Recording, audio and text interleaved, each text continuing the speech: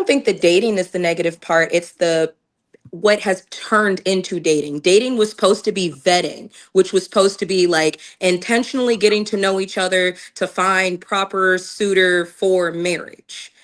That's what I think dating was supposed to be. And then dating turned into now we're going to hang out with everybody. Now we're going to sleep with everybody and it's going to be fun. Because essentially, you're supposed to date to see if this man is matching all of your qualities that are on your list. And he's supposed to date you to know if you are the type of person that he is interested in, which is why I don't necessarily subscribe to singular like dating, because to me, that's not dating, that's a relationship. You have sat down, had a conversation, had a commitment. People's definition of dating is absolutely screwed because dating is the same as courting and vetting, but people will act like those are two different things. Do you think women So in math should are you sign up for suggesting that arranged they should marriages? date multiple? Um, I heard somebody say arranged marriage and somebody said something about multiple. I said, are you suggesting that women should date multiple women rather than singular, what you refer to? I think that everybody should have multiple suitors to properly vet because, like she said, dating isn't a thing. You're single. You don't circle in dating on your W-2. You circle single. I think that when I'll you let need to y'all specify interject. dating, because in a man's mind, dating is you're getting real close to these guys, like in more ways than one. No, that's I what don't I'm think saying. that's I dating. feel like the proper definition of dating is okay. If I am in Target and you see me in the homeware section, you think I'm pretty, I think you're handsome. Let's exchange numbers.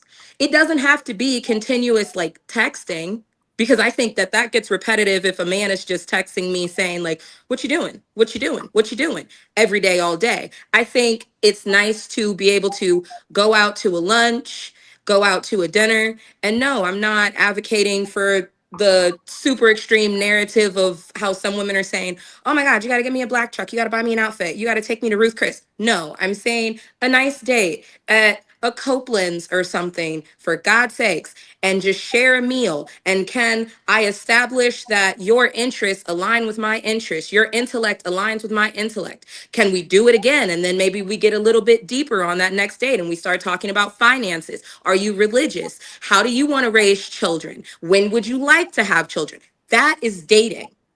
Lapeef, can I just say one thing before you go? Because I know you're gonna move on. Lapeef, Yeah. uh, Lashia, the difference between dating and courting, they're not the same at all. The difference is courting involves people around you, your family, guardians, parents, support. This is a whole family, typically meeting another family. That's courting. Everybody is involved. Dating is a person going out there on their own and hoping for the best. They're trying to do it for themselves, trying to do it alone. That's dating. Dating wasn't popular or it wasn't even a thing. I don't know exactly what year, but I would say in the last 100 years is when it actually started, right? I would say like 1910, 1920 is when women started dating more on their own and going out and being with men by themselves. But before courting, it was a serious thing where you went out with someone, but you went out with either your brother, your cousin, your father. Everybody was involved in the courting because it's a family thing. The whole family is vetting that person. And you are not having sex if you're courting. And you are not alone. All right, I want to go to Boston, Boston finest. Look at your thoughts about this dating You, multiple people at one time and courting. What are your thoughts? as far as dating multiple people, I get what you're saying in regard to that, but I feel like this: when you're dating multiple people, you're gonna like something about this guy and something about that guy and something about this guy, and then it turns into I'm gonna keep them around because I like something, a little bit of something about everybody. To me, when you're dating multiple people, it's hard to focus in and hone in on somebody's greatness, if you understand. I can't personally, I can't be dealing with all these different personalities. It doesn't work for me. But I understand what you're saying because you're trying to vet them, you're trying to figure it out. My thing is, I'm going to date you. If it doesn't work with you, then I'll go out and figure somebody else out. And if it don't work with you, I have to do one at a time. I can't do multiple.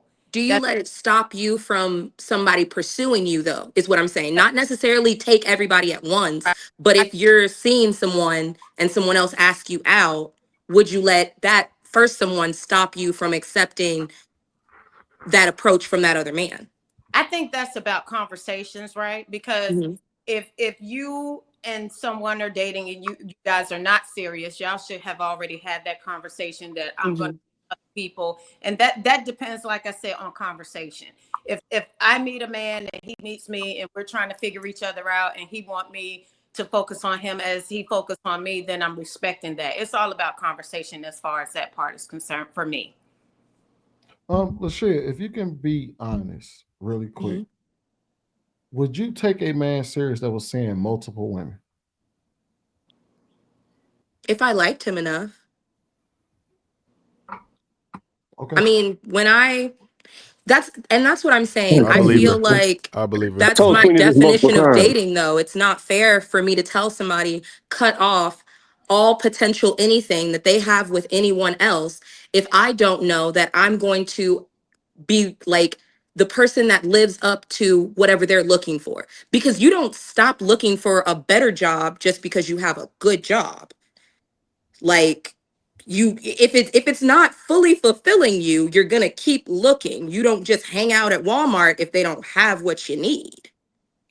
When are you ever fulfilled though, really? Like there's never really true fulfillment with just one person. You learn how to, you know, figure it out with the person, right? If you Hmm. what you're doing or what you're talking in reference to, you're never going to find fulfillment because you can have a great job, but you're going to always want something better. In my mind, it seems like you're always looking for the next best thing instead of focusing in on something that could potentially be very great if you give it some time. You understand? I Because get what you're saying. I just think that when I'm speaking in those terms, I'm saying that, so if I meet a man, right? And mind you, I'm speaking from a dating perspective, but it's not like I'm dating. Um, if I meet a man and he checks 6 boxes, this is a man that I can pursue a second date with. If I then, because I'm only dating and I'm not committed to anyone, if I then accept a date from the second man, right? I go on this date.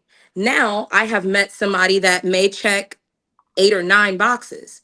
Now, if we can then go on that second or third date and sit down and have a conversation where, okay, now can we establish I like you enough to have commitment? You like me enough to have commitment. Now we're in a relationship where now I'm not seeking anything else. Whatever else you are lacking is now what we have to work on.